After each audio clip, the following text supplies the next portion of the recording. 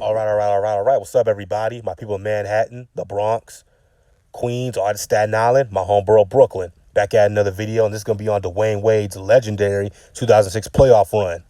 Okay? I think Dwyane Wade has become just a little bit underrated because, people forget how great he was before LeBron rolled into town. Okay? Dwyane Wade's 2006 finals performance against the Mavericks is, in my opinion, the best finals performance post-Michael Jordan. You can fight me on that all you want to. Better than Shaq's three-peat, better than Duncan's playoff runs, Kobe's finals runs, performances, Dirk's finals performances, LeBron's, Kevin Durant's, Kawhi Leonard's in 2019. Better than all of them. D-Wade's in 06 was, just in my opinion.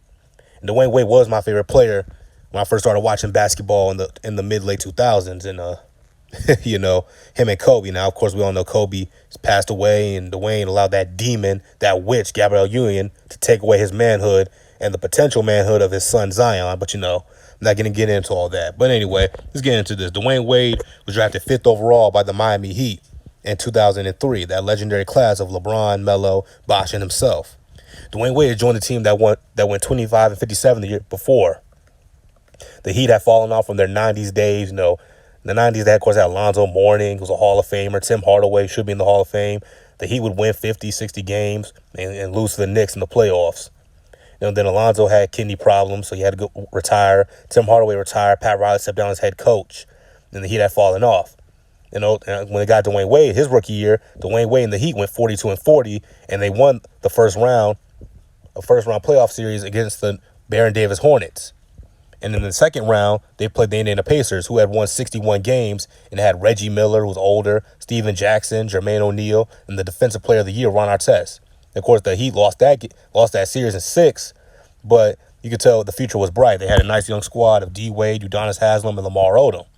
Unfortunately, though, Lamar Odom wouldn't be there because they had to trade Lamar Odom to acquire the big fella, the Diesel, Shaquille O'Neal, who probably at that time he was unquestionably the most dominant player in the NBA, but at that time, he was probably still the best player in the NBA, even though you could say it was Tim Duncan, which is perfectly fine. But they acquired Shaquille O'Neal in that offseason, and, him and Wade teamed up, and there was a game played on Christmas Day that season in Los Angeles. Obviously here, Shaq and Kobe. And Dwyane Wade, you can tell Shaq told D-Wade to go sick Kobe. He sicked Wade on Kobe because the Heat ended up winning that game, and Wade played phenomenal. And Kobe played, relatively well, but, it is what it is. Anyway, the Heat finished that season 59-23, and in the first round against New Jersey, this is when Dwyane Wade started to become a young superstar.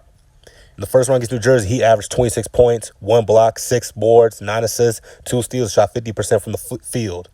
And they swept New Jersey, Vince Carter and Jason Kidd. In the second round against the Wizards, the Gilbert Arenas Wizards, he averaged 31 points, 7 boards, 8 assists, 1 steal, 1.5 blocks, and shot 54% from the field as they swept the Gilbert Arenas Wizards. In the conference finals against Detroit, he'd averaged 26 points, 4.5 boards, 4.5 assists, 2 steals, 1 block, and shot 44% from the field. I know people are saying, well, his shooting percentage went down 10%. Yes, but we got to understand this here. The Detroit Pistons probably had arguably the best defense in the NBA at that time. They were the defending NBA champions. Them and of course, the Spurs had the 2 best defense. And Ben Wallace, as you see here, rejecting Shaq's shot. Ben Wallace was the Defensive Player of the Year that season. Okay. And let me say this. Shaq had missed 2 games in the previous round against the Wizards. So Dwyane Wade pretty much carried that series. And Dwyane Wade missed Game 6 in this series. Okay. And, of course, the Pistons held on to win in 7 and go back to the NBA Finals where they lost to the Spurs in 7. But like I said, the future was growing. It was promising. The next year, the Heat had added Hall of Famer and veteran Gary Payton. Alonzo Mourning had returned. They had Jason White Chocolate Williams. So they had a good mix of old vets who were still hungry, like Zoe and GP, and young stars like D. Wade and Udonis Haslem. And then, Udonis Haslem was a great role player. And then they had Shaquille O'Neal, who was at the end of his prime. That season, like I said, they went 52-30 in the first round against the Bulls. Dwyane Wade averaged 25 points, 7 assists, 4.5 boards, 2 steals, and 1 block. The second round against the New Jersey Nets, Dwyane Wade averaged 28 points, 7 boards, 6 rebounds, 2 steals, and 1 block.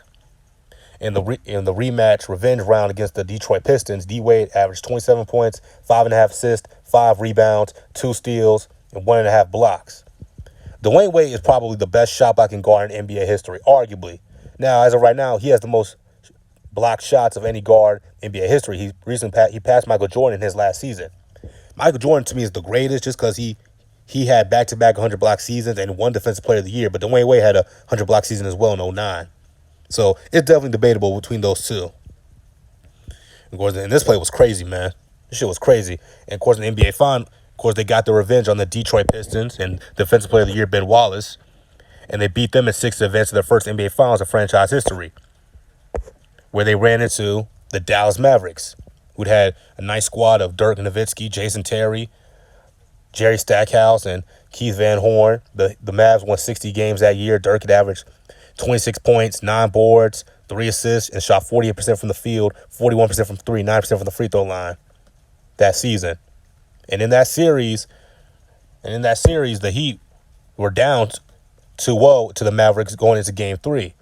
In Game 3, Dwyane Wade delivered a legendary performance. Okay, in Game 3, he had 42 points, 13 rebounds, and he had a clutch jumper to give the Heat a 98-96 victory. Okay, Game 4, he had 36 points, and Shaq led the way with 13 boards, contributing, and Jason White Chocolate Williams had 6 assists.